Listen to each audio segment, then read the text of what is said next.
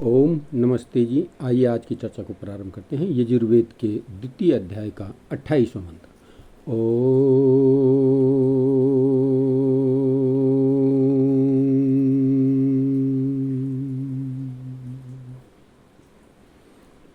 अग्निव्रतपते वर्तं चारीशं तदसकं तन्मे राधीदमहं य एवास्मि सोऽस्मि।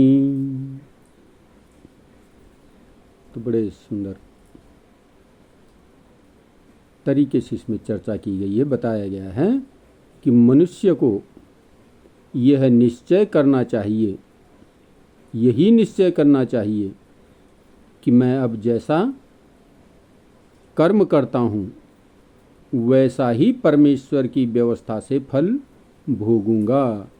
जैसा मैं कर्म करता हूँ वैसा ही फल भोगूंगा, भोगता हूँ और भोगूंगा। सब प्राणी अपने कर्म से विरुद्ध फल को कभी नहीं प्राप्त होते हैं। इससे सुख भोगने के लिए धर्मयुक्त कर्म ही करना चाहिए कि जिससे कभी दुख नहीं हो। बड़ी सुंदर चर्चा इस मंत्र में आई है। कहा मनुष्य को ये निश्चय कर लेना चाहिए कि जो भी मैं कर्म करता हूँ परमेश्वर की व्यवस्था से उसी प्रकार से फल मुझे प्राप्त होगा। और यदि इस बात को समझ ले, ठीक प्रकार से जान ले मनुष्य, तो अवश्य ही वो जो है अच्छे कर्मों की ओर अग्रसर होगा।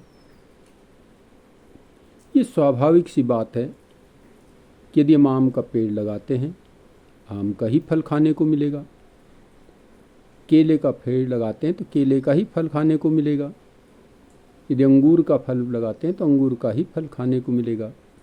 अर्थात जैसा जैसा कर्म हम करते हैं वैसा वैसा ही फल हमें प्राप्त होगा। इस बात को निश्चय करके जान लेना चाहिए, समझ लेना चाहिए। मनुष्य क्या जितने भी प्राणी हैं सभी सुख प्राप्त करना चाहते हैं,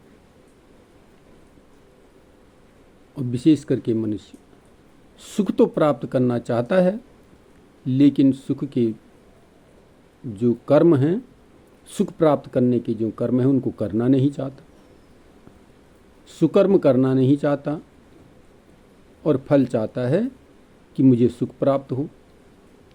निरंतर प्रयास करता रहता है सुख प्राप्त करने के लिए। लेकिन सुख मिलेगा तो तभी जब हम उत्तम कर्म करेंगे, सुंदर कर्म करेंगे, अच्छा कर्म करेंगे, तो अच्छा फल मिलेगा।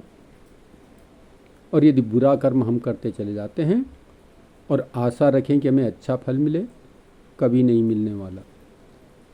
जैसा हम कर्म करते हैं हमें ठीक वैसा ही फल प्राप्त होता है।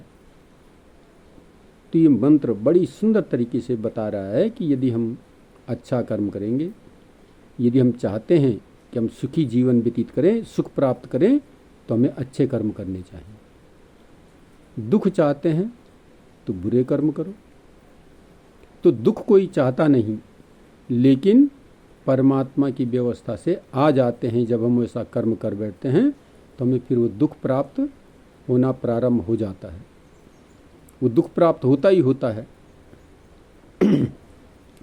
तो इसलिए कर्म हम सुधारें। ये मंत्र बहुत सुंदर तरीके से हमें प्रेरित कर रहा है कि हम अपने कर्मों को सुधारें, कर्म को सुधारने का प्रयत्न करें, तो हमें सुख प्राप्त होगा। और यदि कर्म बिगड़ गए तो फिर दुख ही दुख प्राप्त होगा। तो इसलिए दुखों से यदि बचना है तो हम आज से, अभी से, इसी समय से जो है उत्तम कर्म करना, सुकर्म करना, अच्छे कर्म करना प्रारंभ कर दें। ये मंत्र हमें प्रेरित करता है। जैसे ही हमने इस मंत्र को पढ़ा और हम इस पर चिंतन करते हैं, विचार करते हैं, उसी समय से हम अपने कर्मों को सुधारना प्रारंभ कर दें तो जीवन सफल और सार्थक हो जाएगा। और अन्यथा मंत्र पढ़ा और फिर रख के किनारे कर दिया, एक किनारे कर दिया, एक कान से सुना और दूसरे कान से निकाल करके बाहर कर दिया, तो फिर जीवन कभी सफल नहीं होने वाला है। तो ये मंत्र हमें प्रेरित कर रहा है कि हम अच्छे कर्म करें, सुकर्म करें। अच्छे कर्म करते हुए यदि हम आगे बढ़ेंगे तो हमारा जीवन सफल और सार्थक हो जाएगा। तो आइए आज की चर्चा को यहाँ पर विरमित करते हैं। ओम अच्छा।